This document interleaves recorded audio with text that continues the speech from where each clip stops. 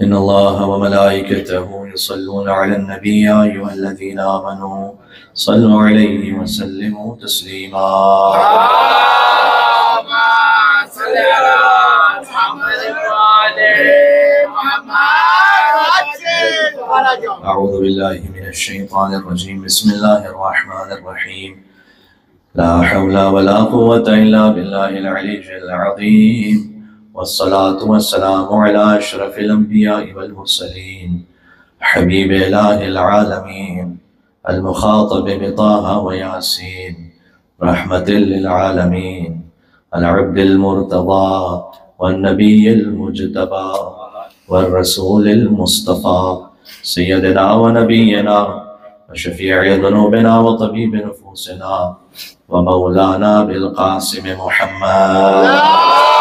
اللهم صل على محمد وآل محمد وعجل فرجهم. وعلى آله الطيبين الطاهرين المعصومين المظلومين المنتجبين المنتخبين الميامين. اللهم صل وسلم وزد وبارك على صاحب الدعوة النبوية والسولة الحيدرية والعصمة الفاطمية والحلم الحسنية والشجاعة الحسينية والعبادة السجادية والمآثر الباقرية والآثار الجعفرية والعلوم الكاظمية والحجج الرضبية والجهود التقوية والنقاوة النقوية والهيبة العسكرية والغيبة الإلهية. صلى الله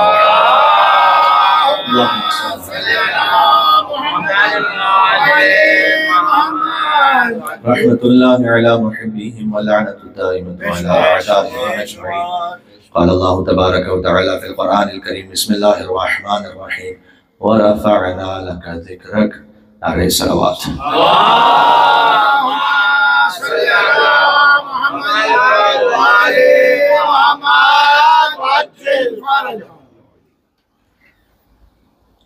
اس فقیر کا 2 سال قبل کا ہوا ایک جملہ ہے، میں چاہتا ہوں بات وہاں سے شروع کی جائے کہ ہمارا مکمل تعارف یہ ہے کہ ہم بندے اللہ کے ہیں، امتی مصطفیٰ کے ہیں، شیعہ علی کے ہیں، عزادار حسین کے ہیں، منتظر امام زمانہ کے ہیں، مذہب جعفری ہے۔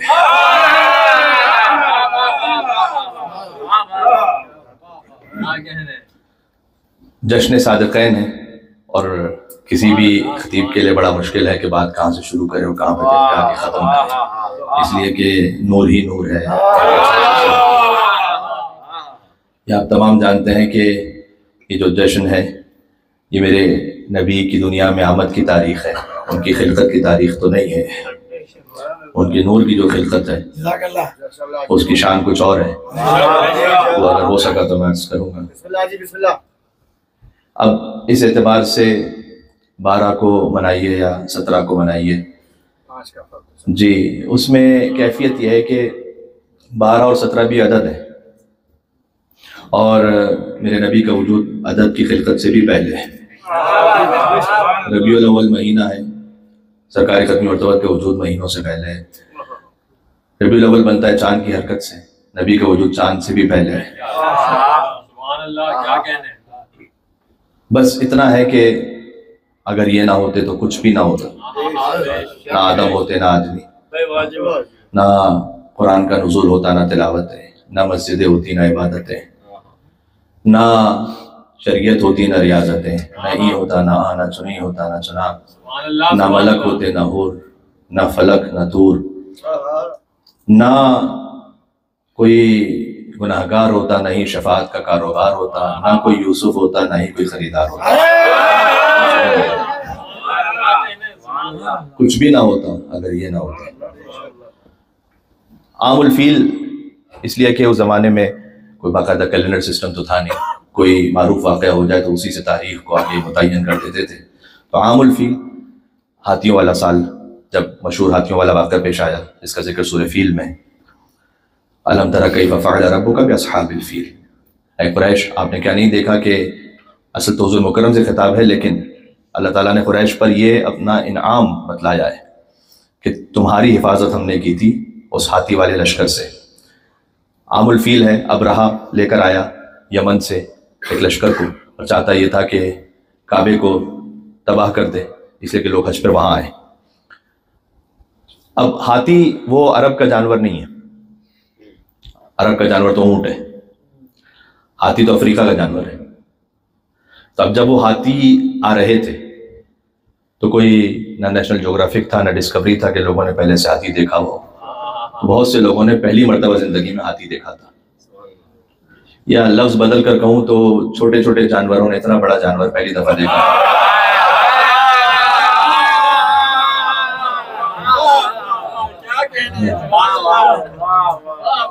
تو جب وہ حملہ کرنے کے لیے آیا تو جو بیت توحید کے ہمسائے تھے وہ ادھر ادھر ہو گئے۔ لوگ ہم سے کہتے ہیں کہ رسول اللہ کو چھوڑ کے کیسے جا سکتے ہیں لوگ، میں تو کہتا ہوں اللہ کے گھر کے ساتھ جو رہنے والے تھے وہ ادھر ادھر بھاگ گئے تھے، اور کسی کو کسی کا ہوش نہیں تھا۔ بس ابرہہ آیا اور اس نے حضرت عبد المطلب بیضۃ البلد، نگہبان حرم، امیر بطحہ، حضور کے دادا، بلکہ یوں کہوں کہ محمد اور علی کے دادا حضرت عبد المطلب، جن کا نام تو عبد المطلب نہیں تھا، ایک خاص وجہ سے ان کا لقب اور کنیت عبد المطلب رکھی گئی تاکہ یہودیوں سے چھپایا جا سکے۔ ان کا جو اصل نام تھا وہ تو شیبہ تھا، اور یہودی پہلے سے جانتے تھے کہ ایک نبی آنے والا ہے جو اس نسل میں ہوگا، اور اس کی گواہی قرآن نے دی ہے کہ یعرفونہ کما یعرفون ابناءہم، یہ ایسے جانتے تھے رسول کو جیسے اپنے بچوں کو جانتے ہیں۔ یہ قرآن کی گواہی ہے، یعرفونہ کما یعرفون ابناءہم، جیسے کوئی اپنے بچوں کو جانتا ہے ویسے دقیق اسپیسیفک جانتے تھے رسول اللہ صلی اللہ علیہ وسلم کے بارے میں۔ تو یہ چاہتے تھے کہ دنیا ہی میں نہ آنے پائے، اس لیے حضرت عبد المطلب کو ان کی کنیت کے ذریعے سے چھپائے گا، اس لیے کہ ان کے پاس جو ترتیب تھی ناموں کی ان میں نام تو عبد المطلب تھا ہی نہیں۔ پھر بعد میں حضرت عبداللہ کی بھی ولادت ہو گئی، حضرت عبداللہ کو زہر دے دیا گیا، حضرت عبداللہ کو باقاعدہ زہر دیا گیا مکہ سے باہر، اس لیے کہ وہ یہ پہچان چکے تھے کہ ان کے صلب سے آخری نبی آنے والا ہے۔ اور انہوں نے یہ اطمینان بھی کر لیا تھا کہ جب حضرت عبداللہ کو زہر دیا گیا تو ان کی اولاد تو نہیں تھی، کوئی اولاد تو نہیں تھی، تو رسول اللہ کی جو ولادت ہوئی ہے وہ تو ان کے بابا کی وفات کے چند ماہ بعد ہوئی ہے۔ تو بعد میں پھر اللہ سبحانہ و تعالیٰ کا اہتمام تھا، یہ چاہتے تھے کہ وہ نور زمین پر نہ آئے، بہرحال اللہ اگر چاہے تو فرعون کے دربار میں موسیٰ علیہ السلام کو پال سکتا ہے، تو اس کے لیے کوئی مشکل کام تھا نہیں۔ یہ ایک الگ بڑا دلچسپ موضوع ہے کہ پھر کیا کچھ ہوا اور کیسے رسول اللہ صلی اللہ علیہ وسلم کی حفاظت کی گئی۔ لیکن بہرحال یہ یکم عام الفیل ابرہہ اپنا لشکر لے کر پہنچ گیا، تو حضرت عبد المطلب کے اونٹ اس نے ہتھیار لیے تھے، اور حضرت عبد المطلب وہاں پر پہنچے اور پہنچ کر یہ کہا کہ تیرے گماشتوں نے کچھ میرے اونٹ قبضے میں لے لیے ہیں، میں وہ اونٹ واپس لینے آیا ہوں۔ ابرہہ نے کہا کہ میں نے تمہارا بڑا ذکر سنا تھا کہ تم اس گھر کے محافظ ہو، تو اپنے اونٹوں کے لیے آ گئے ہو، گھر کی تو کوئی بات ہی نہیں کی تم نے، یعنی بیت اللہ کی۔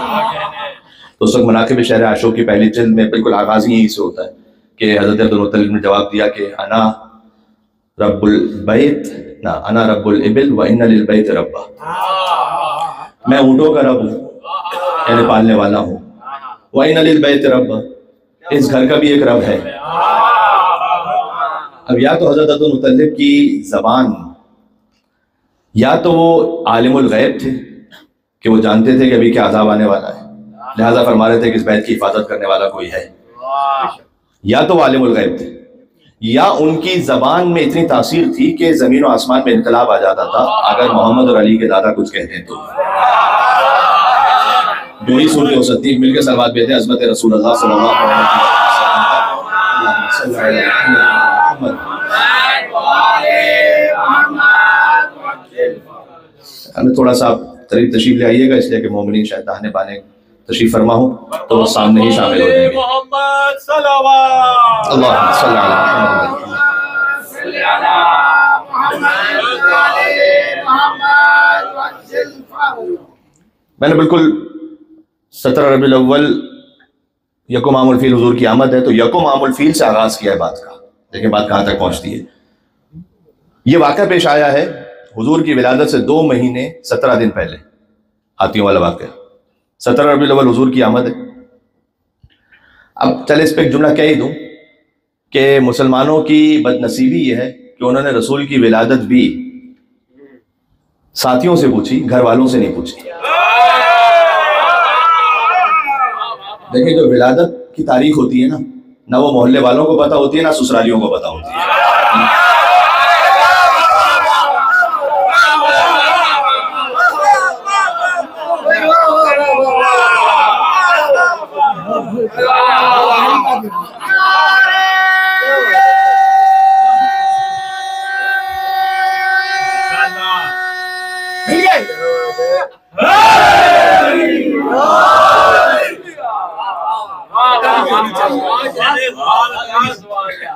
یہ جن سے رسول کی ولادت پوچھ رہے ہیں اس وقت تک کوئی بھی رضی اللہ مسلمان نہیں ہوا تھا،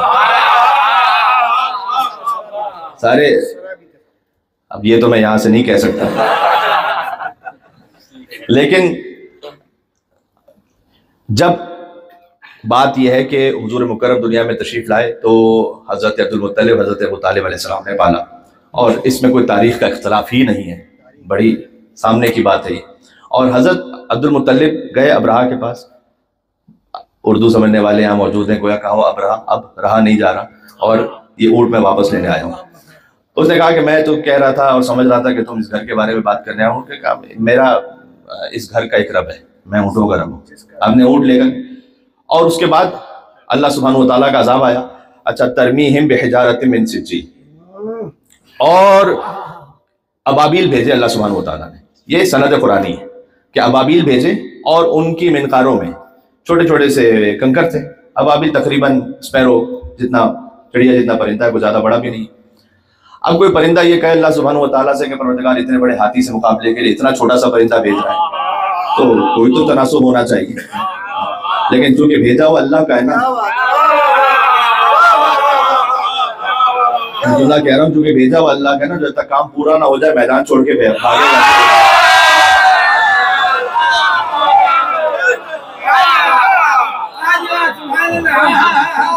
پرندہ ہے لیکن بھیجا ہوا اللہ کا ہے، جب تک کام پورا نہیں ہو جائے گا نا وہ میدان سے جائے گا نہیں۔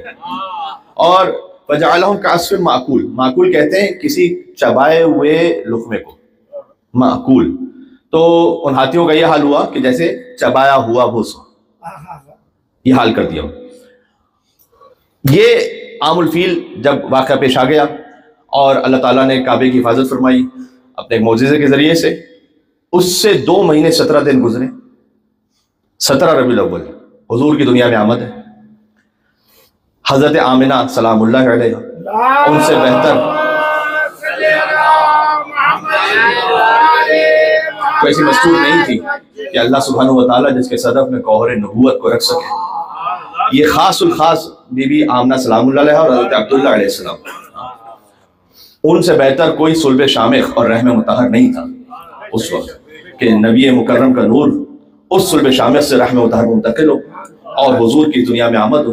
اور جب حضور کی دنیا میں آمد ہوئی تو نور کا ایک سائبہ پورے گھر میں ہو گیا، اشراق اس کا پورے مکہ تک ہوا، جو کیسر و کسریٰ کے رکھے ہوئے بت تھے وہ زمین پر گر پڑے، جو مجوسیوں کی لگائی ہوئی آگ تھی وہ سب بجھ گئی۔ یہ سارے واقعات ہو رہے تھے 17 ربیع الاول کے دن جب حضور کی دنیا میں آمد ہوئی، اور اسی خاطر ہے کہ سارے شیطانوں کو یہ پتہ چل گیا تھا کہ کچھ ایسا واقعہ ہوا ہے کہ وہ آگ بجھ گئی ہے، یہ بت زمین پر گر پڑے ہیں، کعبے میں جو رکھے ہوئے بت تھے وہ بھی زمین پر گر پڑے تھے۔ یعنی خاص الخاص اہتمام کے ساتھ اللہ عز و جل نے اپنے حبیب کو دنیا میں بلایا۔ جیسے ہی حضور کی ولادت ہوئی تو بی بی آمنہ سلام اللہ علیہ ان کے ہاں جبریل نازل ہوئے اور خاص ایک عقیق کا برتن لے کر کہ جس میں کوثر کا پانی تھا، اور اس کوثر کے پانی سے حضور کو یہی لفظ میں کہوں گا کہ غسل دیا، لیکن اس کی وجہ بھی فوراً بیان فرمائی کہ کہیں یہ نہ سمجھنا کہ نعوذ باللہ من ذالک ذرہ برابر بھی کوئی نجاست کا شائبہ ہے۔ فرمایا کہ ہم یہ کوثر کے پانی سے غسل اس لیے دے رہے ہیں کہ کوثر کی نورانیت میں اضافہ ہوتا ہے۔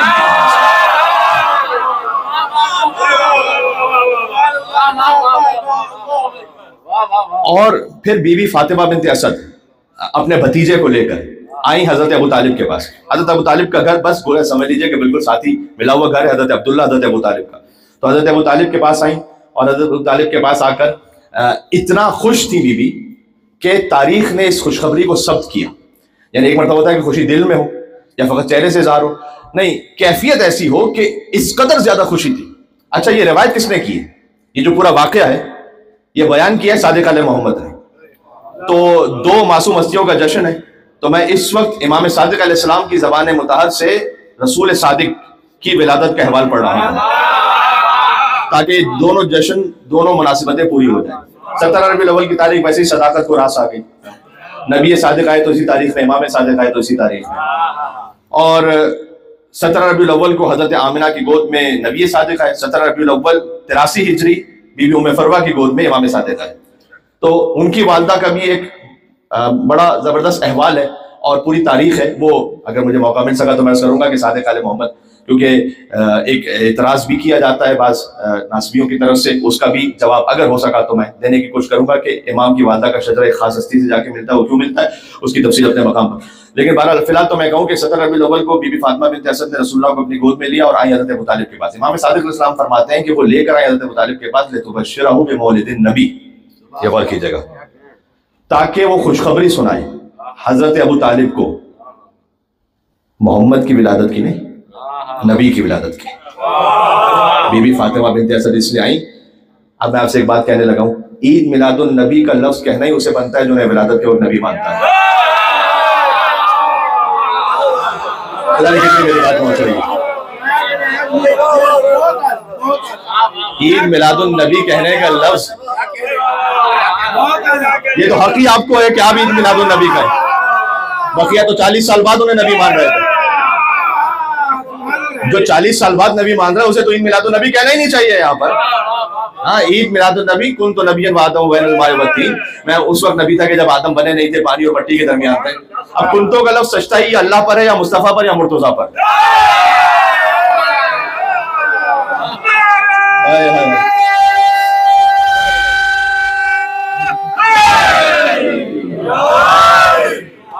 کنتو کنزا مخفیہ, اللہ نے کہا کہ میں چھپا ہوا خزانہ تھا اور میں چاہ کہ میں پہچانا جاؤں. فخلقت الخلق, تو میں نے خاص مخلوق خلق کیا لکئی اور تاکہ پہچانا جاؤں.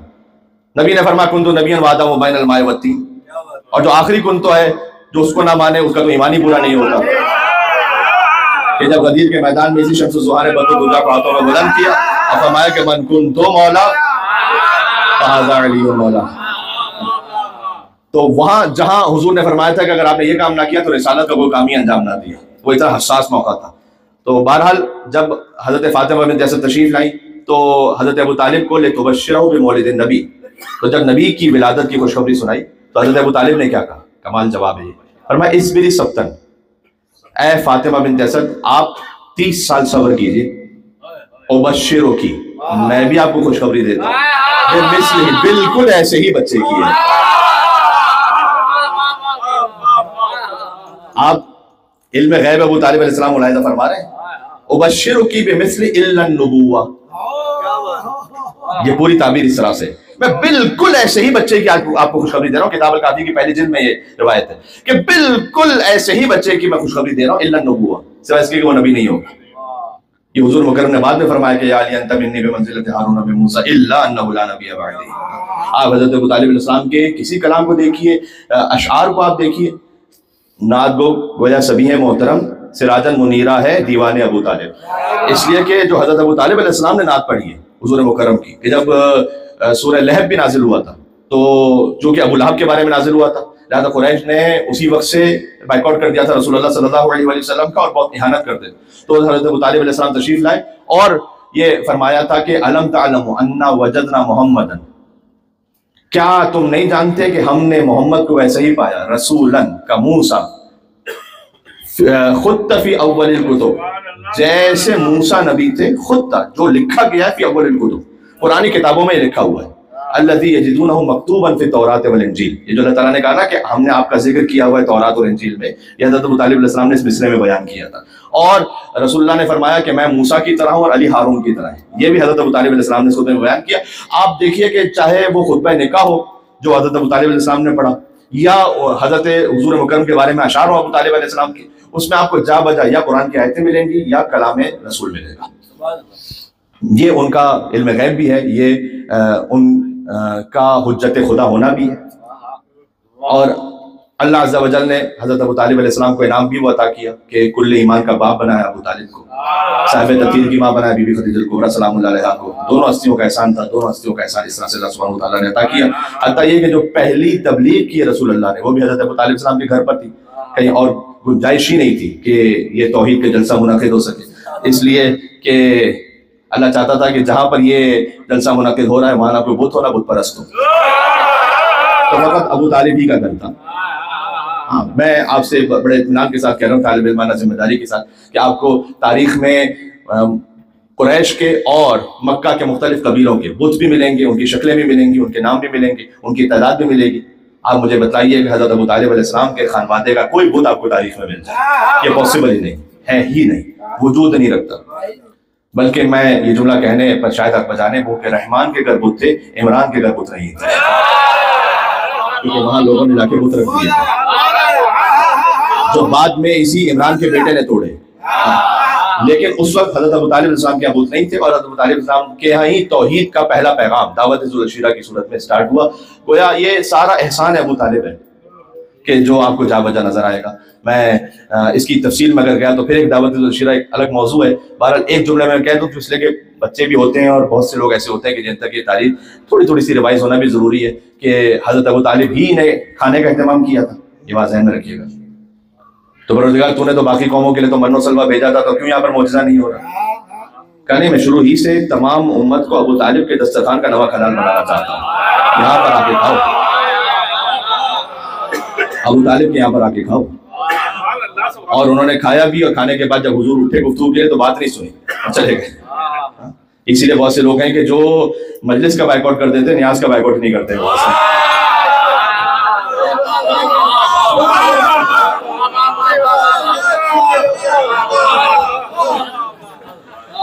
تو انہوں نے کھانا کھایا اور ابھی حضور بات کرنا چاہتے تھے تو وہ اٹھ کے چلے گئے. ابو لہب نے شور مچایا. آپ کا ہو سکتا ہے کہ کسی طرح سنا ہو آخر اس میں جلدی آگے بڑھ رہا ہوں. اور دوسرے دن جیسے وہ جانے لگے تو حضور نے کہا کل پھر آنا کھانا ہے. تو کل پھر آئے، واپس کھانا کھایا. ابھی حضور اٹھے بات کرنے کے لیے تو پھر ابو لہب اٹھا، اس نے شور مچایا اور حضور کو بات نہیں کرنی تھی. اور تیسرے دن پھر یہ ریپیٹ ہوا، کھانا کھا لیا اور پھر حضور بات کرنے کے لیے اٹھے تو ابو لہب پھر اٹھا اور اس نے شور مچایا. یہاں سے ابو لہب اٹھا، تیسرے دن وہاں سے ابو طالب علیہ السلام اٹھے. اگر عالم اسلام کے پاس تعارف ہو تو یوں کہا جائے گا کہ ایک طرف سے بت پرست اٹھا،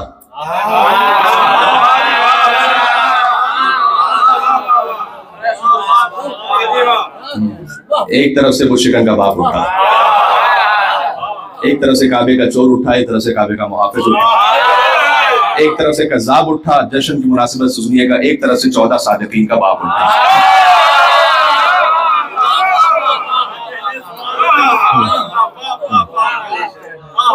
اور ابو لہب جو چیخ رہا تھا تو ابو لہب کی طرف دیکھ کر کہا اس کو کیا حمار، اے گدھے چپ ہو جا. توہین رسالت پر پہلا فتویٰ تو خود ابو طالب علیہ السلام نے دیا. لوگ کہتے ہیں کہ ادھر توہین ہو گئی، ادھر توہین ہو گئی، رسول اللہ کی توہین ہو گئی. پہلے تو گھر کے لوگوں کو پکڑو کہ کس کس نے توہین رسالت کی ہے اور کہاں کہاں کی ہے. حضور کو، حضور کے آباء و اجداد کو مسلمان نہ ماننا، دین ابراہیمی پر نہ ماننا، یہ خود ایک توہین ہے. حضور کو کاغذ قلم نہ دینا، یہ خود ایک توہین ہے. ان الرجل لا یحجر، اللہ اکبر، عجیب جملہ ہے بخاری میں. وہ رسول نبی وغیرہ سب ختم ہو گئے، یہ مرد خالی ان الرجل لا یحجر، نعوذ باللہ من ذلک. تو یہ جو ساری توہین رسالت ہے پہلے اس سے آپ نمٹیے جو صحیح ترین کتابوں میں، بعد میں دیکھیے کس نے بہت بار کون سی توہین کی ہے. تو حضرت ابو طالب علیہ السلام نے کہا اس کو کیا حمار، چپ ہو جا. بڑا مشکل ہوتا ہے ایک ہی وقت میں دو کیفیتیں اپنے اوپر طاری کرنا. ابو لہب کے لیے غضب بن کر بولے اور رحمت للعالمین کے لیے رحمت بن کر بولے. فرمایا یا سیدی و یا مولایا، اے میرے سردار، اے میرے مولا. یہ والا فقرہ جو آگے کہہ رہا ہوں یہ میں نے حضرت علامہ تعالی دوری صاحب علیہ اللہ مقامہ ان کی ایک گفتگو میں سنا تھا. تو میرے پاس فی الحال اس کے لیے کتاب کا حوالہ تو نہیں، لیکن میں ان پر اعتماد کرتے سنا پڑھ رہا ہوں کہ اس وقت ابو طالب علیہ السلام نے کہا یا سیدی و یا مولایا بلغ ما انزل الیک من ربک، آپ پہنچائیے وہ کہ جو آپ کے رب کی جانب سے نازل ہوا. تو یہ حضرت ابو طالب علیہ السلام کا احسان ہوا نا کہ ان الفاظ میں رسول اللہ سے کہا وہ پہنچائیے. احسان کا بدلہ اللہ نے ایسے عطا کیا کہ 40 لوگوں میں حضرت ابو طالب نے کہا تھا بلغ ما انزل الیک من ربک. وہاں سوالات کے مجمع میں اللہ نے مصطفیٰ سے ابو طالب کے بیٹے کے لیے کہا.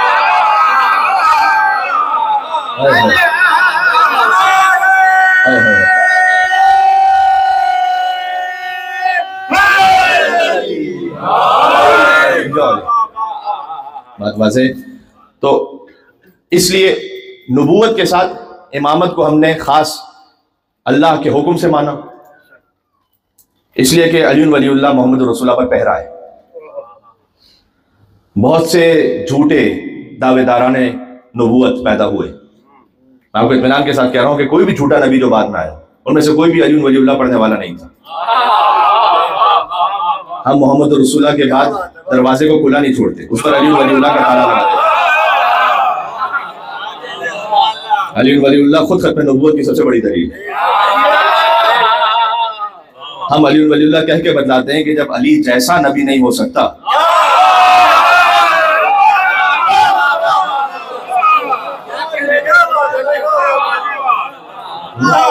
تو کوئی کمی کہاں سے نبی ہو سکتا ہے؟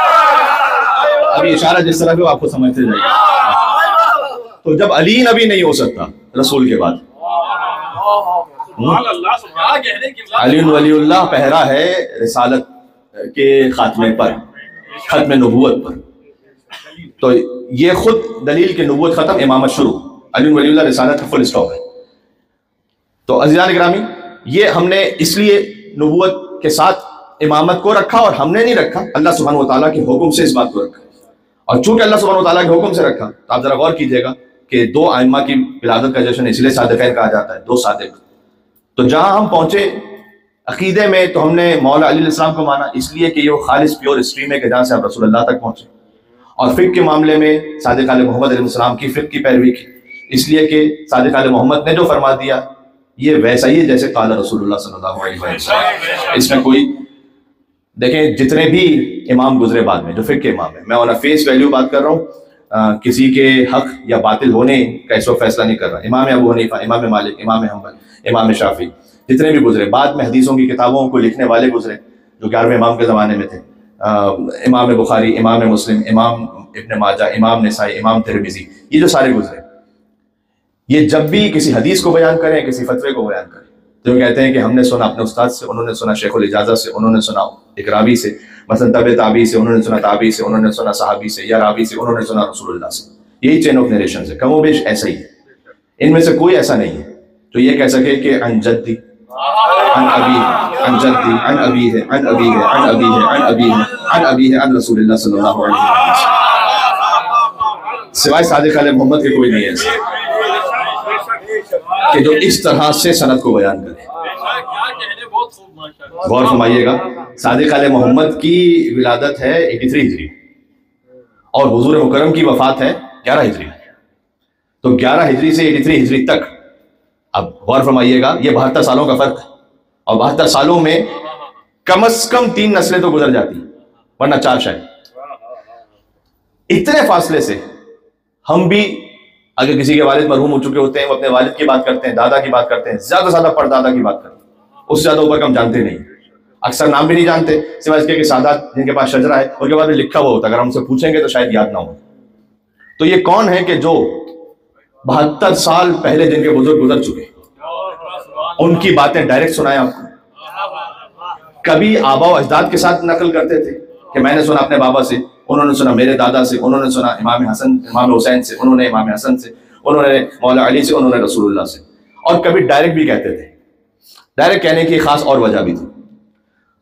جب 5ویں امام کی شہادت ہوئی تو 6ٹھے امام کے پاس کچھ لوگ آئے تھے تعزیت کے لیے، اور تعزیت میں چونکہ وہ 5ویں امام کو اس امامت کے مقام پر نہیں سمجھ رہے تھے، فقط ایک بڑے عالم کی حیثیت میں دیکھتے تھے، تو وہ آئے تعزیت کے لیے. تو امام کے پاس آ کر کہا کہ آپ کے والد بہت بڑے عالم تھے، گزر گئے، ہم کئی مرتبہ ان سے سنتے تھے قال رسول اللہ. تو امام علیہ السلام نے اپنی عظمت بتلانے کے لیے فرمایا کہ انہیں دیکھ کر کہا قال اللہ تبارک و تعالی.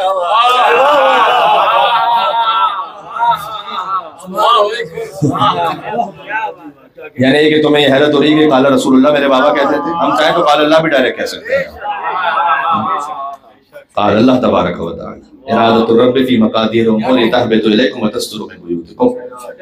جی امام علیہ السلام کی زیارت میں ہے کہ جب رب کا ارادہ ہوتا ہے تو آپ مقادیر امور ہی، امور کی تقدیروں میں، تو وہ آپ کے گھر میں نازل ہوتا ہے، وتستر من بیوتکم، آپ کے گھر سے صادر ہوتا ہے اللہ سبحانہ و تعالیٰ کا ارادہ. تو صادق علیہ محمد تک جب ہم پہنچے تو جب آپ ان سے کوئی چیز حاصل کر رہے ہیں تو ویسے ہی کہ جیسے فقہ محمدی ہے، قال رسول اللہ صلی اللہ علیہ وسلم. اس خاطر ہے کہ ان تمام انوار میں ایسا اتحاد ہے کہ اللہ سبحانہ و تعالیٰ نے جب ان انوار کو خلق بھی کیا. دیکھیں میں تیرا کھاواں تے میں تیرے گیت گاواں یا رسول اللہ. نعت کا اپنا اپنا لیول ہے ہر ایک کا.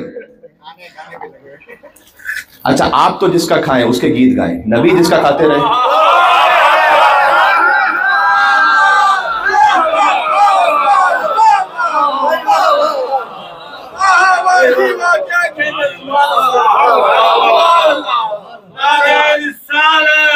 یا رسول اللہ, یا رسول اللہ.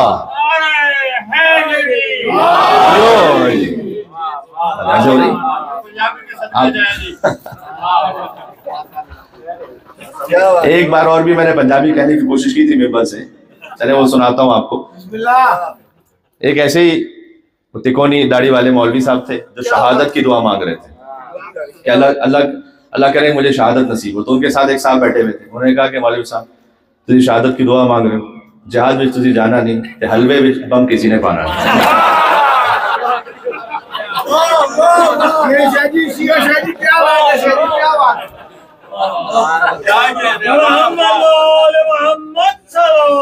اللہم صلی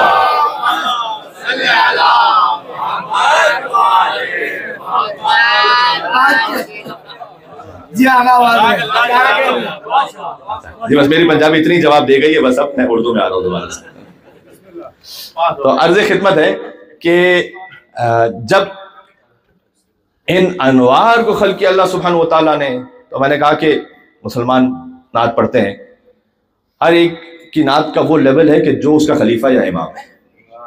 میں کیا کہنا لگا ہوں کہ جس نے جو سیکھا اپنے رہبروں سے رسول کے بارے میں وہ وہی پڑھے گا. اس خاطر ہے کہ جب آپ اہل بیت کے ماننے والوں سے نعت سنیں,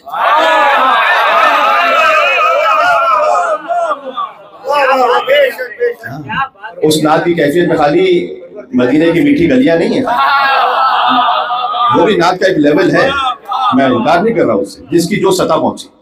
لیکن جب مولا علی علیہ السلام سے پوچھا گیا کہ حضور کے بارے میں کچھ بیان فرمائیے, تو مولا علی نے وہاں سے شروع کیا جہاں سے کسی کا باپ بھی شروع نہیں کر سکتا تھا. مولا علی نے کہا کان اللہ ولا شیء معہ, خدا تھا اور کوئی نہیں تھا. لے آئیے کسی کا کلام ایسا جس نے رسول اللہ کے بارے میں بات وہاں سے شروع کی بھی ہو, خدا تھا اور کوئی نہیں تھا. لے آئیے. وہاں سے مولا علی علیہ السلام نے حضور کے بارے میں بیان کرنا شروع کیا.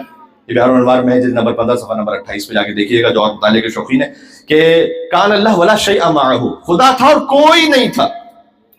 فخلق اللہ نور حبیبہ محمد صلی اللہ علیہ وآلہ وسلم, اللہ سبحانہ وتعالیٰ نے اپنے حبیب محمد صلی اللہ علیہ وآلہ وسلم کے نور کو خلق فرمایا. قبل خلق الماء والعرش والکرسی واللوح والقلم والجنت والنار وآدم وحواء. اس سے پہلے کہ اللہ پانی کو خلق کرتا, اللہ تعالیٰ نے قرآن میں کہا ہم نے ہر شے کو پانی سے خلق کیا. رسول اللہ کو پانی سے بھی پہلے خلق کیا, ظاہر ہے یہ بات واضح ہے. تو اس سے قبل خلق الماء والعرش ترجمے کی ضرورت نہیں یہاں پر, والعرش والکرسی واللوح والقلم والجنت والنار وآدم وحواء. آدمی کی کیا اوقات, ابھی آدم ہی نہیں تھے. بے 424 آمن. اگر میں عدد بولنے میں کچھ تھوڑا سا ایک لفظ آگے بھی اشتباہ کر رہا ہوں تو میں اس کو اردو میں آپ کے سامنے کہتا ہوں. 4,24,000 سال پہلے. اب 4,24,000 سال ظاہر ہے کہ اللہ نے قرآن میں کہا ہے کہ یہاں کے 50,000 سال گزرتے تو وہاں کا ایک دن ہوتا ہے. کان مقدارہ 50,000 سنہ, قیامت کے لیے یہ کہا ہے.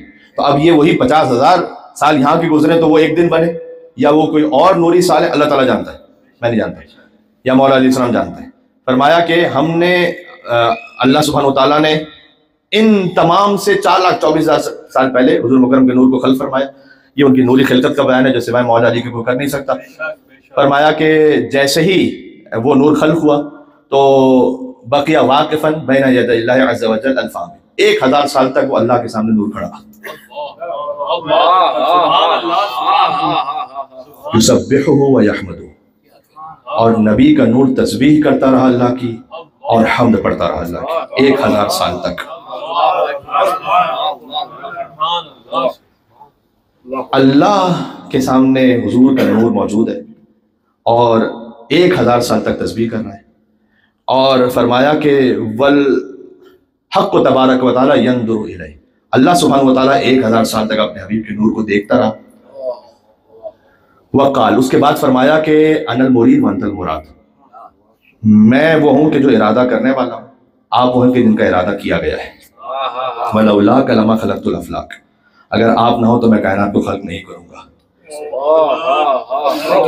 فطلع نورہ، میں یہاں پر کوئی خطیبانہ رنگ آمیزی نہیں ہے، کوئی شاعری نہیں سنا رہا آپ کو، مولانا علیہ السلام کی روایت سنا رہا ہوں۔ شاعری بھی محترم ہے، ہم بھی، لیکن شاعری میں کئی دفعہ تخیل بھی ہوتا ہے اور اس میں اجازت بھی ہے، لیکن جہاں روایت ہے کہ 1000 سال تک وہ نور تسبیح و تحمید کرتا رہا اور اللہ سبحانہ وتعالیٰ اس نور کو دیکھتا رہا۔ پھر فرمایا کہ آپ نہ ہو تو میں کائنات کو خلق نہ کرتا، میں مرید ہوں، آپ مراد ہیں۔ ولولاک لما خلقت الافلاک فطلع نورہ، آپ کسی بچے کے سامنے تعریف کیجئے تو اسے اچھا لگتا ہے بہت، کسی بڑے کے سامنے بھی اس کی کوئی تعریف ایسی کیجئے تو اس کا چہرہ کھلتا ہے۔ فطلع نورہ وارتفع شعاعہ، حضور کا نور اور مرتفع ہوا اور زیادہ روشن ہوا، اللہ نے براہ راست اپنے حبیب کی ساتھ تعریف کی۔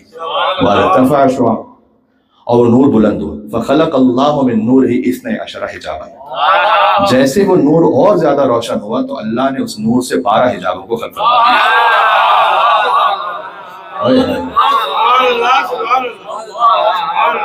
اولها حجاب العظمہ، ثم حجاب الہیبہ، ثم حجاب القدرہ، ثم حجاب الجبروت۔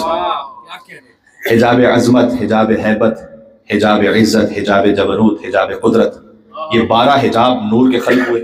اس کے بعد اللہ سبحانہ وتعالیٰ نے حکم دیا کہ آپ حجاب عظمت میں تشریف لے جائیے۔ حضور کا نور حجاب عظمت میں گیا 12,000 عام، 12,000 سال تک۔ وقال سبحان العلی الاعلیٰ، حضور کا نور 12,000 سال تک سبحان ربی الاعلیٰ یا سبحان العلی الاعلیٰ کی تسبیح کرتا رہا۔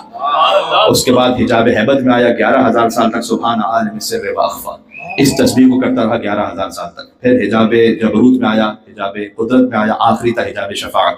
حجاب شفاعت میں 1,000 سال تک حضور کا نور رہا اور سبحان ربی العظیم وبحمدہ پڑھتا رہا۔ جب یہ 12 حجاب ہو گئے، 12,000 سال، 11,000 سال، 10,000 سال، 9,000 سال، یہاں تک آخری حجاب میں 1,000 سال، یہاں سے حضور کا نور نکلا۔ فخلق اللہ من نورہ 20 بحرا من نور، اللہ سبحانہ وتعالیٰ نے پھر اپنے حبیب کے نور سے 20 نور کے سمندروں کو خلق فرمایا۔ فی کل بحر علوم لا یعلمها الا اللہ تعالی، ہر نور کے سمندر میں وہ علم تھا کہ جو اللہ کے سوا کوئی جانتا ہی نہیں تھا۔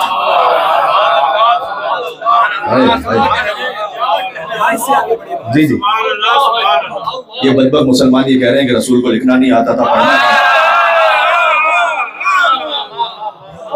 میں 4 میں سے کہہ رہا ہوں، انشاءاللہ آپ کی توجہ رہے گی۔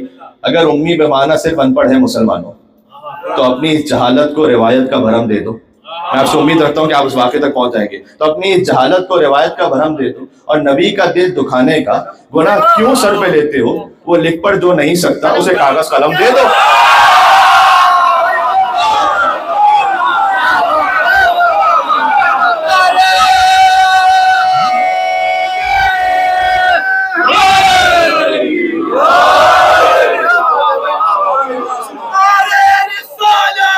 یا رسول اللہ، یا رسول اللہ،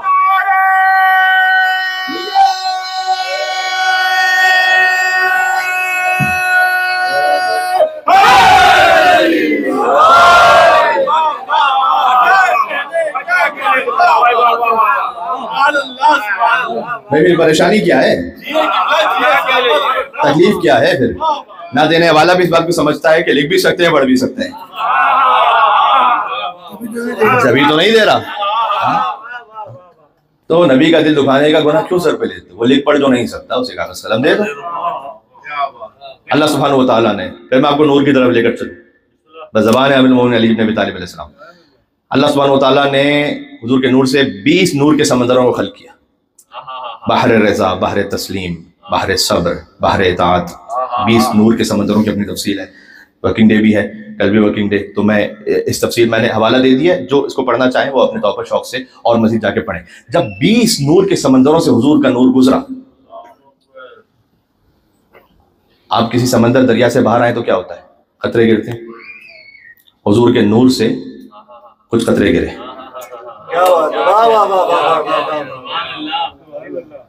کانا عددھا، ان کی جو تعداد تھی 1,024,000 قطرۃ، ان کی تعداد 1,24,000 تھی۔ فخلق اللہ من کل قطرۃ نبیا من الانبیاء، اللہ تعالیٰ ہر قطرے سے ایک ایک نبی کو بناتا گیا۔ آدم صفی اللہ بنے، نوح نجی اللہ بنے، ابراہیم خلیل اللہ بنے، موسیٰ کلیم اللہ بنے، عیسیٰ روح اللہ بنے، ایک ایک۔ اب ظاہر نور کے جب نور ہی کا پیکر تھا تو جو قطرے ہیں وہ ان کی کیفیت نور ہی جیسی ہوگی کوئی، اب اس میں کیا کیفیت تھی وہ اللہ سبحانہ و تعالیٰ جانے۔ اب دیکھیں رب بنا رہا تھا، ایک نور کا جوہر تھا ایسا کہ جس سے وہ قطرے گر رہے تھے، اور اللہ سبحانہ و تعالیٰ خلق کر رہا تھا۔ یہ کون ہے کہ جو چشمدید گواہ دیکھ کر اس کی کیفیت میں سنا رہا تھا؟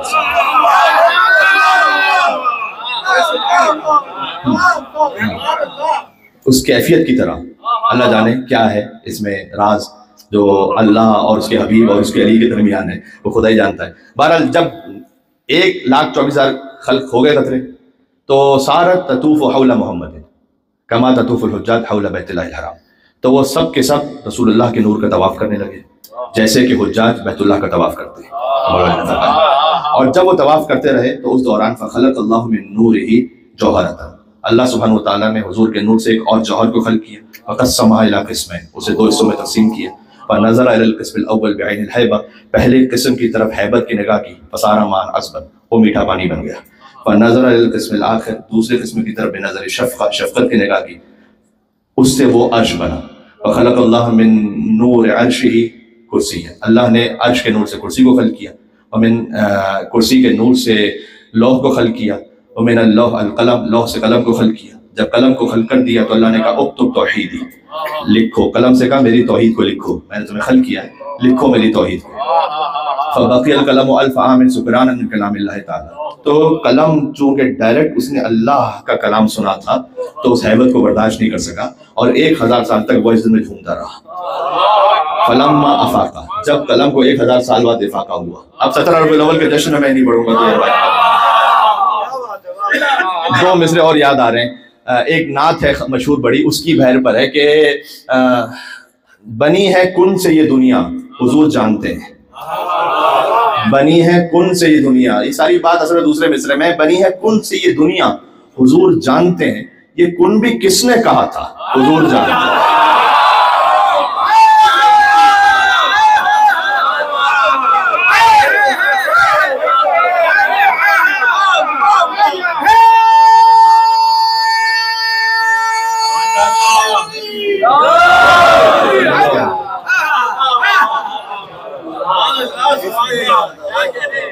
دیکھو نعت مصطفیٰ بیان ہوگی تو پھر ایسے بیان ہوگی، ہاں، یا اللہ کے قرآن سے پوچھو یا علی کے فرمان سے پوچھو، اس کے علاوہ تو کوئی نعت کی حقیقی کیفیت بیان ہی نہیں کر سکتا۔ تو جب قلم 1000 سال تک وجد میں رہا، میں روایت کے اختتام تک آ گیا، خیر آدھی روایت بھی اب تک میں نے پڑھی نہیں ہے لیکن جتنا مجھے سنانا تھا اس کے اختتام تک آ چکا ہوں۔ جیسے ہی 1000 سال تک قلم وجد کے عالم میں رہا، فلما افاقہ، 1000 سال بعد قلم کو افاقہ ہوا کہ اللہ نے اسے کلام کیا ہے، تو 1000 سال بعد اس نے کہا ما اکتب، اور اگر تو نے کہا ہے کہ میں تیری توحید کو لکھوں، ما اکتب، توحید میں کیا لکھوں؟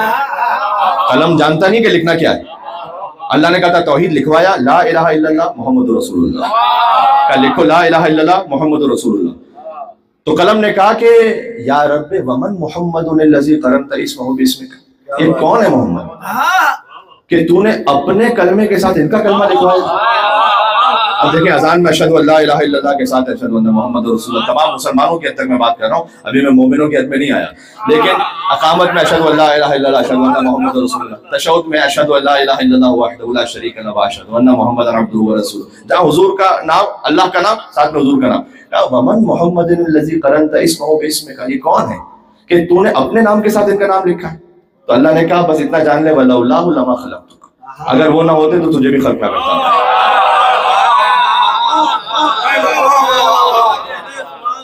وہ باب ایک فقی مسئلہ بھی یہاں پر آ جائے گا. وہ بشیر و نذیر و سراج منیر. وہ بشیر ہے، نذیر ہے، سراج منیر ہے. جیسے ہی قلم نے یہ سنا، اگر ایک پھل شوگر کین، واٹر میلن زیادہ میٹھا ہو جائے تو وہ پھٹتا ہے. فانشق القلم من حلاوت ذکر محمد.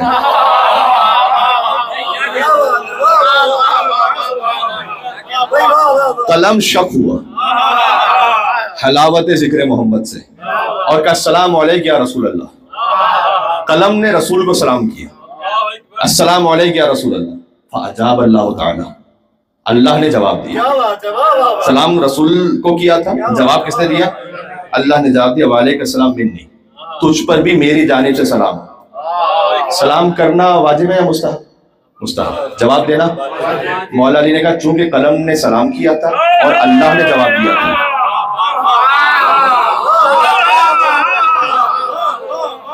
صار السلام سنتا ورد فریضتا. سلام کرنا سنت ہو گیا، جواب دینا واجب ہو گیا. چونکہ قلم نے سلام کیا تھا، جواب لیکن اللہ نے دیا تھا، لہذا جواب دینا واجب ہو گیا. ہاں اگر ایک مجمع میں سلام کیا جائے تو واجب کفائی ہے، کم از کم کوئی ایک جواب دے تب وہ سب سے ساقط ہوتا ہے. تو جواب دینا واجب ہے. حتی نماز میں بھی واجب ہے، اس کی اپنی اپنی کیفیات ہیں کہ کن الفاظ میں دینا ہے، جس الفاظ میں سلام کیا اس الفاظ میں جواب دینا ہے مثلا. لیکن جواب دینا واجب ہے چونکہ اللہ نے جواب دیا تھا. تو رسول اللہ کو سلام کیا قلم نے، اللہ سبحانہ و تعالیٰ نے جواب دیا، لہذا سلام کرنا سنت ہو گیا، جواب دینا واجب ہو گیا. دیکھیں یہ ہے حضور کے نور کی تخلیق کا ایک کچھ بیان،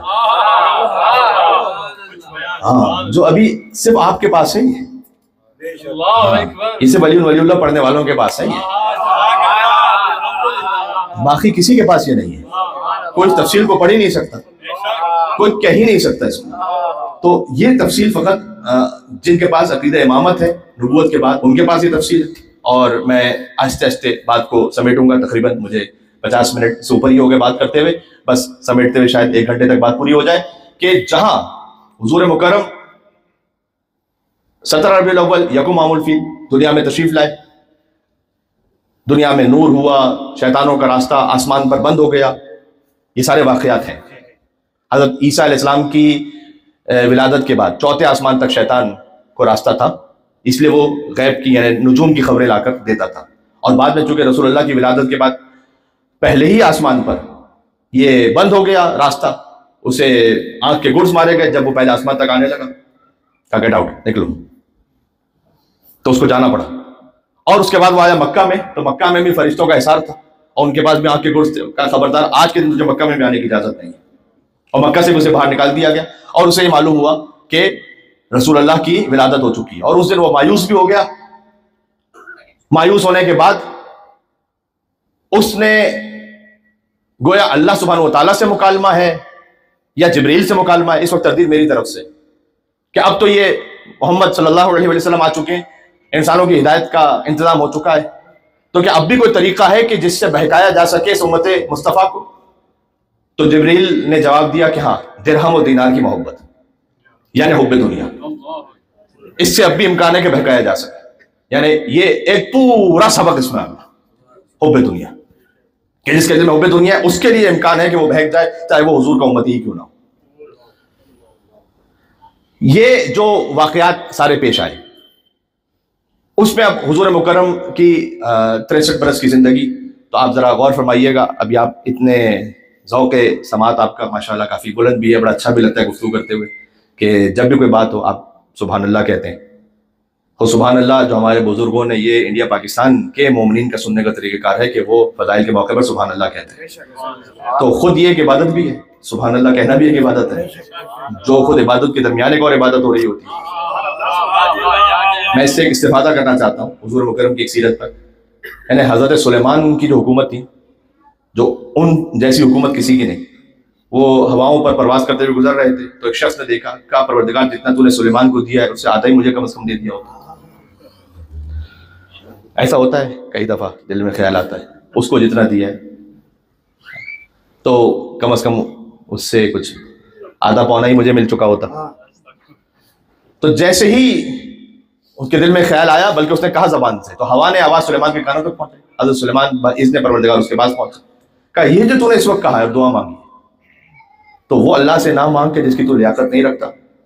اس کے بعد فرمایا کہ یہ میں اس لیے کہہ رہا ہوں کہ یہ جو سلیمان کی جتنی بھی حکومت جو جاہ و جلال تجھے نظر آ رہا ہے، یہ ایک دن حتماً ختم ہونا ہے.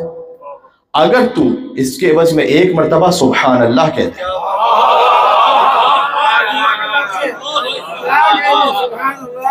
تو اس سبحان اللہ نے باقی رہنا ہے.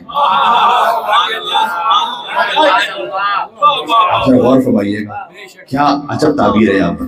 یعنی حضرت سلیمان نبی نے اپنی پوری حکومت کو کمتر قرار دیا ایک اس سبحان اللہ کے مقابلے میں جو اللہ کی بارگاہ میں قبول ہو جائے. اب سمجھ میں آیا کہ علی نے کیوں کہا تھا کہ تمہاری دیوی خلافت کی حیثیت علی کی نگاہ میں پٹی ہوئی جوتی سے زیادہ حقیر ہے. تم دے رہے ہو نا، یہ تمہاری دیوی حکومت ہے. اللہ نے جو علی کو عطا کیا وہ تو تم کبھی چھین ہی نہیں سکتے تھے. جو ولایت تھی، یہ تو جو دنیا کی حکومت تھی وہ چھینی گئی تھی نا، اور مولا علیہ السلام باذن پروردگار خاموش رہے تھے. تو یہ جو تم دنیا کی حکومت واپس کر، اس کی حیثیت علی کی نگاہ میں پھٹی ہوئی جوتی سے زیادہ حقیر ہے. تو سبحان اللہ کہنا فرمایا حضرت سلیمان نے کہ یہ حکومت تو ختم ہونے والی ہے، ایک دفعہ سبحان اللہ کہنا وہ باقی رہ جانے والا ہے. ایک سوال ہے میرا، ایک مرتبہ ہوتا ہے آپ ایک وجد میں آتے ہیں کہتے ہیں سبحان اللہ، وہ کیا کیفیت ہوگی کہ جب اللہ اپنے حبیب کے فضائل کو دے کر کہ سبحان اللہ.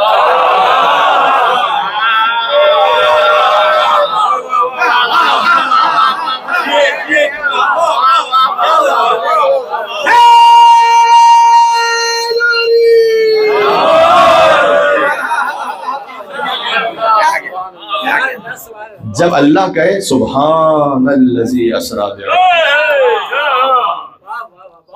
ہر عیب سے پاک اور منزہ ہے. خود اللہ اپنے لئے کہہ رہا ہے سبحان الذی، جو لے گیا اپنے عبد کو.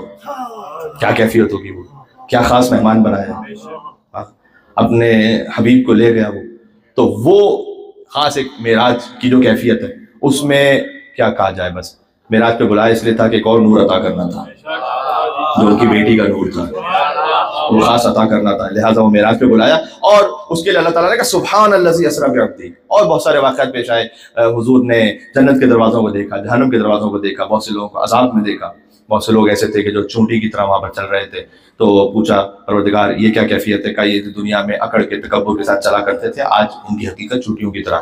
اس طرح سے بہت سے لوگوں کی زبانیں بہت زیادہ لمبی تھیں جس پر عذاب ہو رہا تھا. کہا یہ کیا کیفیت ہے؟ کہا اللہ سبحانہ و تعالیٰ نے کہا کہ یہ زبان سے چونکہ لوگوں کی عزتوں کو پامال کرتے تھے، لہٰذا اس وقت ان کی زبانوں پر خاص طرح سے عذاب ہو رہا ہے. بہت سی مستورات کو بالوں سے لٹکا ہوا دیکھا، ان پر عذاب کی خاص کیفیت دیکھی. اب جشن کے دن میں تھوڑا سا آپ کا موڈ تو نہیں خراب کرنا چاہتا، لیکن بہرحال معراج کی روایت ہے تو مجھے جو بات ہے وہ پڑھنی زبان پر آ گئی میرے. اور یہ سارے واقعات حضور دیکھتے رہے، عذاب بھی دیکھا، جنت کے دروازوں پر بھی لکھا ہوا دیکھا. کبھی میں آؤں گا اپنی خدمت اور تفصیل سناؤں گا کیونکہ جنت کے 8 دروازے ہیں، جہنم کے 7 دروازے ہیں. اور پوری روایت ہے بحر الانوار میں کہ جنت کے ایک ایک دروازے پر کیا لکھا ہوا ہے، پہلے دروازے پر، دوسرے دروازے پر، تیسرے دروازے پر، چوتھے دروازے پر، اور جہنم کے دروازوں پہ کیا لکھا ہوا. اور جنت کا جو 8 دروازے ہیں نا ان میں 8 الگ الگ میسیجز ہیں. لیکن لطف کی بات یہ ہے کہ سارے شروع ہوتے لا الہ الا اللہ محمد رسول اللہ علیہ ولی اللہ سے. جنت کے ہر دروازے پر یہ لکھا ہوا ہے. اس کے بعد آگے کوئی بھی اخلاقی نصیحت ہے، کوئی شریعت کا حکم ہے، لا الہ الا اللہ محمد رسول اللہ علیہ ولی اللہ ہر جگہ لکھا ہوا ہے. ایک مثال دوں چھوٹی سی. آپ کسی کے گھر مہمان جاتے ہیں اگر، تو $20 کا بھی کارپیٹ ہے تو جوتے اتار دیتے ہیں. اپنے گھر پہ آپ کے اگر $200 کا بھی کارپیٹ ہے شاید جوتے پہن کے چلے تھے. حضور مکرم پہنچے ہیں، چلے ملا کر پہنچے آپ. اب جو حضور کی نالین ہے وہ نالین سمیت چلے گئے آگے. جبریل رک گئے. لو دنوت انمولۃ لحترقت، اگر ایک پور کے برابر بھی آگے بڑھو تو جل کر ہلاک ہو جاؤں. حضور مکرم اب وہ جو بھی نالین تھی، اب میں نے نہیں پڑھا کہاں پر وہ نالین کی کیا کیفیت تھی، لیکن ظاہر ہے کہ عام طریقے سے جو بھی نالین ہوتی تھی وہ کسی نہ کسی چمڑے سے ہی بنتی تھی. وہ چمڑا جانور کا ہوتا تھا. جانور کا چمڑا بھی اگر حضور سے مس ہو گیا ہے،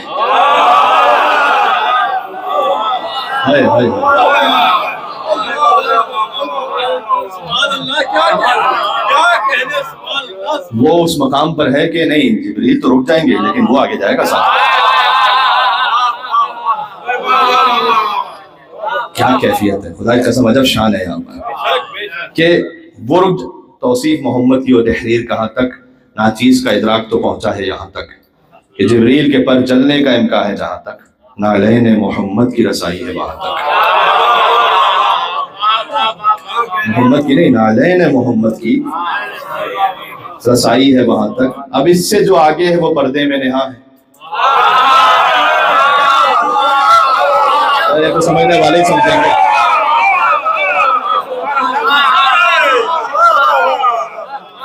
اب اس سے جو آگے ہے وہ پردے میں نہا ہے، لہجہ ہے جو حیدر کا تو خالق کی زبان ہے۔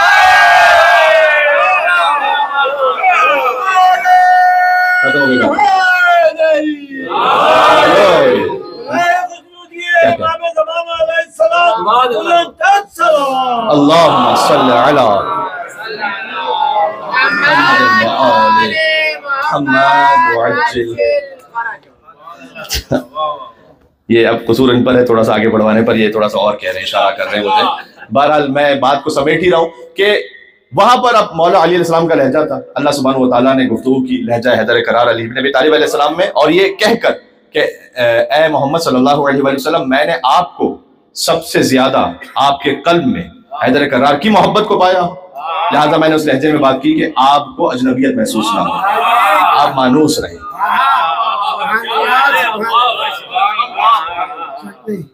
یا ابو القاسم کہہ کے مخاطب کیا، حضور کو پہلی مرتبہ معراج پر اللہ سبحانہ وتعالیٰ نے یا ابو القاسم کہا، اور بعد میں حضور مکرم سے پوچھا گیا کہ یا رسول اللہ آپ کو ابو القاسم کیوں کہا اللہ نے؟ کہا اس لیے کہ اللہ میرے سبب سے اپنی رحمت کو تقسیم کرے گا، لہٰذا میں ہوں ابو القاسم، تقسیم کرنے والوں کا باپ۔ اس کی ایک کیفیت یہ ہے کہ چونکہ علی جنت و جہنم کے تقسیم کرنے والے ہیں اور رسول اللہ علی کے روحانی باپ ہیں، یہ امام رضا علیہ السلام نے فرمایا۔ ابو القاسم کی کئی جہتیں ہیں، یہ ایک خود ایک موضوع ہے کہ ائمہ علیہ السلام کے القاب پر حضور مکرم ان کے نام اور القاب پہ بات کی جائے تو وہ ایک خود ایک موضوع ہے۔ محمد یعنی جس کی بہت زیادہ تعریف کی جائے، بہت زیادہ حمد کی جائے۔ محمود اللہ کا نام ہے، محمود جس کی حمد کی جائے، محمد جس کی بہت زیادہ حمد کی جائے، اس لیے کہ ساری کائنات مل کر اللہ کی حمد کرے تو وہ محمود ہے، اللہ اپنے حبیب کی حمد کرے تو یہ محمد ہے۔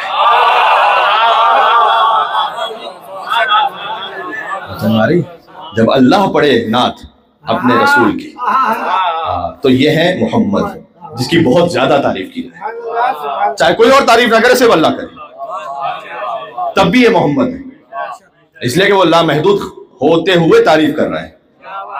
سبحان اللہ۔ جی آپ کی توجہات پر یہ بات گفتگو تمام ہو رہی ہے۔ ایک تو یہ کہ یہ جو نور آگے اسی تسلسل میں رہا تو صادق آل محمد ایک مقام پر تشریف لے جا رہے تھے، ہاتھوں میں عصا تھا، تو ابو حنیفہ نے پوچھا کہ آپ تو جوان سن ہے ابھی، یہ ہاتھوں میں عصا کیوں تھا بابا؟ تو امام علیہ السلام نے فرمایا کہ یہ میرے جد رسول اللہ کا عصا ہے، میں نے تبرکاً ہاتھوں میں لیا ہوا ہے، میرے جد رسول اللہ کا عصا ہے۔ تو انہوں نے آگے بڑھ کر اس عصا کا بوسہ لیا بلا تشبیہ۔ امام علیہ السلام نے اپنی آستین مبارک کو الٹا کہا ذا لحم رسول اللہ وہذا جلد۔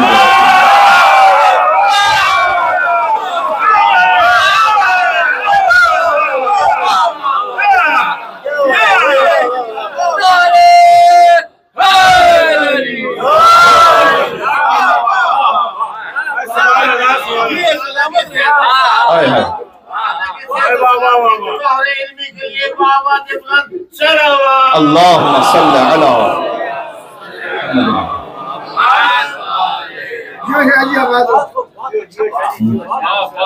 ھذا لحم رسول اللہ وھذا جلد رسول اللہ۔ ان کی ہمت نہیں ہوئی کہ پھر ہاتھوں کو چومتے رہا۔ لفظ میں اپنا بہتر کرتا ہوں، غیرت نہیں آئی کہ ہاتھوں کو چومتے ہوئے، اور واہ کیا بات ہے، بالکل صحیح بات فرمائی آپ نے۔ تو اس لیے وہ لکڑی تک رہے لیکن خون تک نہیں آئے۔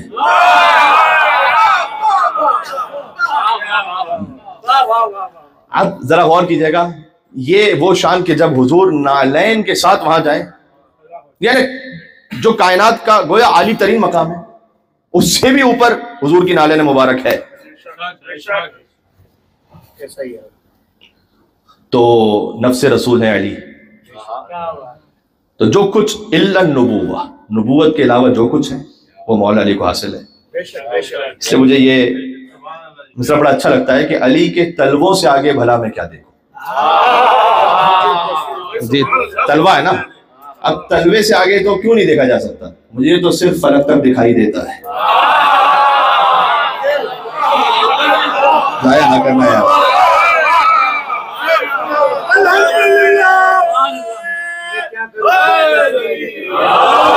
الحمدللہ الذی جعلنا من المتمسکین بولایت علی ابن ابی طالب.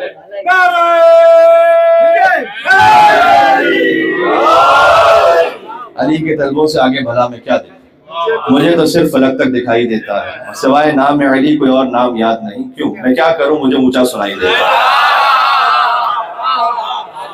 تو وہاں تو جو کچھ رسول اللہ صلی اللہ علیہ وسلم کو حاصل ہوا وہ مولا علی مرتضیٰ علیہ السلام کو حاصل ہوا الا النبوہ. نبوت کے علاوہ اللہ عز و جل جس مقصد سے اپنے حبیب کو اس دنیا میں بھیجا، یزکیہم، نفسوں کو پاک کریں. نفسوں کو پاک کرنے میں پہلی منزل ہے توحید پر ایمان، رسالت پر ایمان، ولایت پر ایمان. یہیں سے بات شروع ہوتی ہے تمام آداب کی، تمام شریعت کی، تمام اخلاقیات کی. اس میں بھی حضور مکرم نے پہلے صادق اور امین ہونا اپنا کہلوایا، پھر اس کے بعد قرآن سنایا. 40 سال تک تو حضور نے قرآن سنایا ہی نہیں. 40 سال تک تو قرآن نازل ہی نہیں ہوا. اسی لیے تو ان کی بدبختی ہے کہ کہتے ہیں کہ 40 سال بعد نبی بنے. تو بھئی 40 سال تک تو قرآن سنایا ہی نہیں نا. تو جب 40 سال تک قرآن ہی نہیں سنایا، گویا منصوبہ الہی یہ تھا کہ اے محمد پہلے انہیں قرآن بن کر دکھا دو،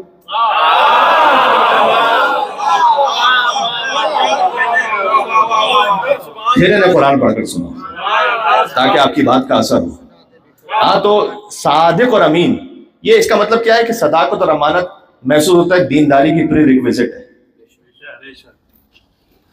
نمازی بہت اچھے ہیں، عبادتوں میں بڑے اچھے ہیں، بہت اچھی بات ہے. صداقت اور امانت نہیں ہے، دینداری نہیں ہے بھی پوری. مومنوں کا حق کھا کے بیٹھے ہوئے، مومنوں کا یا کسی بھی انسان کا، جا رہے ہیں ہر سال زیارت پر، مجلسیں بھی بڑے اہتمام سے کر رہے ہیں، حق مال حرام کھا کے بیٹھے ہیں. مثلا بہن کو وراثت میں حق نہیں دیا، مثلا یہ سارے بات. اس کا مطلب ہے کہ صداقت اور امانت کے مقام پہ نہیں پہنچے ہوئے. اللہ تعالیٰ کو ایسا دین مطلوب نہیں ہے، بلکہ خود صادق علیہ محمد کا فرمان ہے کہ کسی کی فقط نماز اور روزے سے اس کی دینداری کا فیصلہ نہیں کرو. بڑا عجیب جو امام نے شاہ فرمایا کہ اس لیے کہ بعض لوگوں کو نماز روزے کی عادت لگی ہوئی ہوتی ہے. آپ نے دیکھا ہوگا کچھ لوگوں کو کہ جب تک فلاں دعا نہ پڑھ لیں تو وہ چین نہیں آئے گا. ہاں اس لیے کہ وہ عادت لگی ہوئی ہے. میں کسی دعا کی بھی یا کسی بھی عبادت کی نوبت پر احانت نہیں کر رہا. امام نے کہا اگر دینداری کو پہچاننا ہے، دیکھو صدق الحدیث و دعو الامانہ، بات کرنے میں کتنا سچا ہے، امانت میں کتنا پابند ہے. تو اس لیے حضور نے پہلے خود عمل کر کے بتلایا، قرآن بن کر دکھایا، پھر قرآن پڑھ کر سنایا. بلکہ بنی ہاشم میں منصوبہ ہی یہ تھا. آپ پورے بنی ہاشم میں مجھے کوئی عمل ایسا بتا دیں کسی کا جو قرآن کے نزول سے پہلے ہی قرآن سے مطابقت نہ رکھتا ہو، نہیں ملے گا. حضرت عبد المطلب کا کوئی عمل ہو، رسول اللہ کا کوئی عمل ہو، نعوذ باللہ من ذالک، ایسا کوئی نہیں تھا. حضرت ابو طالب کا کوئی عمل، حضرت بی بی آمنہ سلام اللہ علیہا، حضرت بی بی فاطمہ بنت اسد سلام اللہ علیہا، حضرت بی بی خدیجہ کبریٰ سلام اللہ علیہا. نزول قرآن سے پہلے کی بات کر رہا ہوں.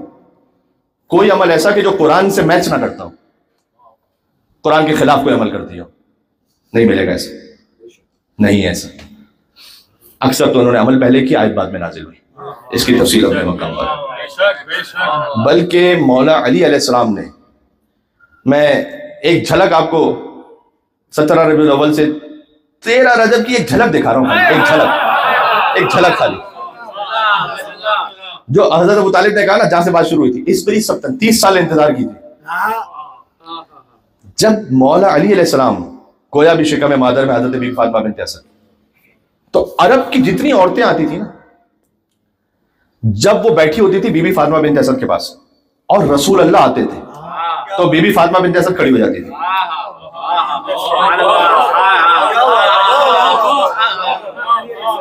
بی بی فاطمہ بنت اسد کھڑی ہو جاتی.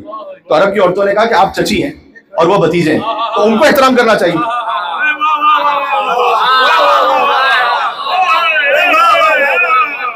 میں آپ کو ایک جملے سے تولا سے تبرہ پہ لے آؤں گا اگر آپ میرے ساتھ ہیں. ان کو کھڑا ہونا چاہیے. آپ بھتیجی، آپ چچی ہیں، وہ بھتیجے ہیں، تو آپ کیوں کھڑی ہو جاتی ہیں احترام میں؟ تو انہوں نے کہا کہ یہ مولود جو میرے شکم میں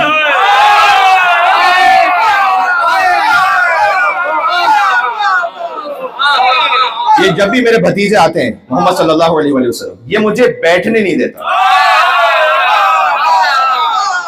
احترام رسالت یہ تھا مولا علی علیہ السلام کا شکم مادر میں کہ یہ مجھے ابھارتا ہے اندر سے اور میں کھڑی ہو جاتی ہوں.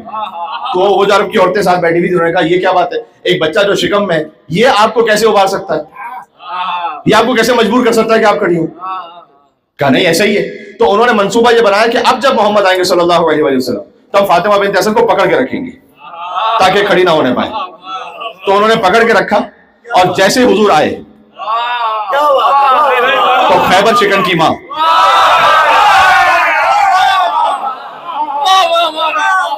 اپنے پورے قد و قامت کے ساتھ کھڑی ہوئی. تو ایک عورت کوئی داہنے گری، کوئی باہنے گری، کوئی سامنے گری، کوئی پیچھے گری، اور بی بی فاطمہ بنت اسد احترام رسالت میں بلند ہوئی. میں نے کہا تھا میں ولایت سے ایک جملے میں برات پہ لے آؤں گا. تو جب عرب کی عورتیں شکم مادر میں علی کا مقابلہ نہ کر سکیں تو میدان میں کیا خاک علی کا مقابلہ کریں؟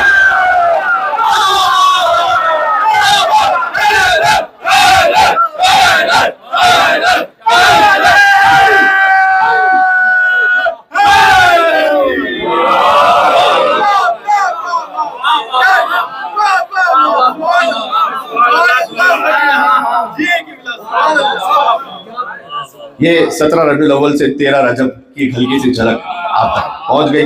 آخری 10 منٹ جو میں نے کہا اس کا ثواب یا جو آپ کے دل میں جو کچھ آیا وہ ہمارے محترم سہیل بھائی کے لیے، اور انشاءاللہ بہتر ہی آیا ہے جس طرح سے آپ کے چہرے چمک رہے ہیں، شاداب ہیں، اس لیے کہ بہرحال 17 ربیع الاول کا جشن ہے. اللہ سبحانہ و تعالیٰ آپ کو اس طرح سے ہنستا مسکراتا رکھے، غم حسین میں فقط رونے کی توفیق عطا ہو انشاءاللہ سے.